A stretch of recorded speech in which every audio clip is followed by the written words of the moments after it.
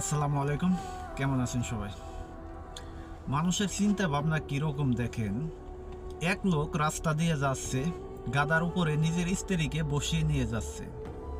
পাশ থেকে লোকজন দেখে বলছে, শালাই কত বলদ, দেখো নিজে হেঁটে যাচ্ছে আর স্ত্রীকে গাদার উপর বসিয়ে নিয়ে যাচ্ছে। কিছুক্ষণ পর ওই লোক গাদার উপরে বসে যাচ্ছে আর স্ত্রীকে হাঁটিয়ে নিয়ে যাচ্ছে।